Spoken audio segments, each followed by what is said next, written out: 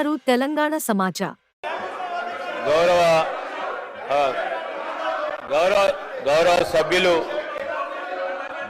సభ్యులు వివేకానంద గారు సీనియర్ శాసనసభ్యులు అస్పర్షన్ చేసే ముందు, ఎవరిపైన అలిగేషన్ చేసే ముందు ప్రభుత్వంపై వారు వేసుకున్న డ్రెస్సులు చూసినాం, సంతోషం.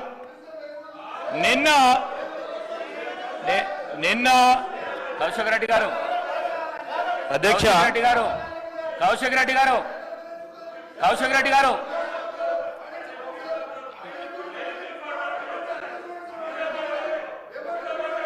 మీరు కూర్చోండి.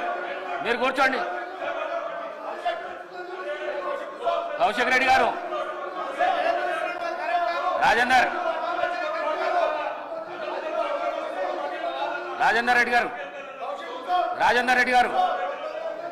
కౌశిక్ రెడ్డి గారు కూర్చోండి. ప్రతిదానికి జోషులలో ఎందుకు లేస్తావు? కూర్చో.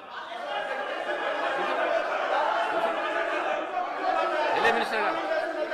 అధ్యక్ష, sir, we take it very seriously, అధ్యక్ష.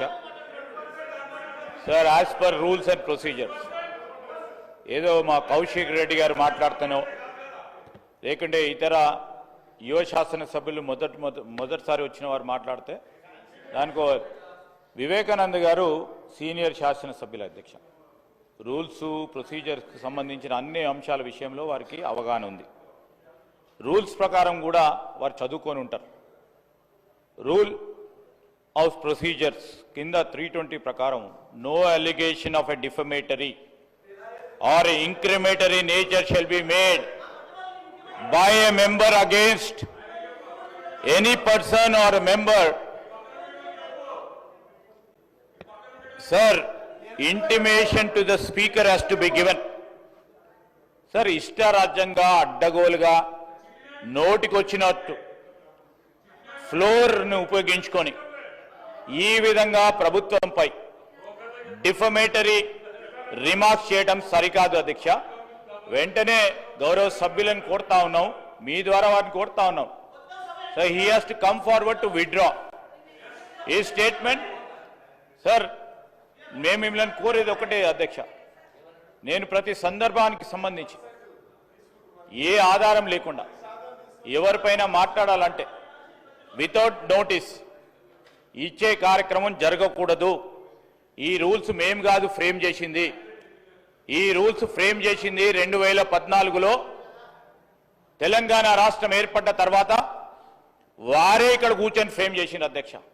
ఏ విధంగానైతే వారు డ్రెస్ వేసుకొని వస్తూ ఉన్నారో ఇక్కడ కూర్చున్నప్పుడు ఒక వేషాలు, అక్కడ కూర్చున్నప్పుడు అక్కడ వేషాలు. ఏంది అధ్యక్ష ఇది? ఏంది సార్ అధ్యక్ష ఇది? నిన్న అయ్యప్ప స్వామి డ్రెస్సులు వేసుకొని వచ్చిండ్రు, చాలా గౌరవంగా భక్తి హృదయంతో ఉంటారు అనుకున్నాము. మళ్ళా మధ్యాహ్నం చూస్తే అదే లొల్లి, అదే గడబడు.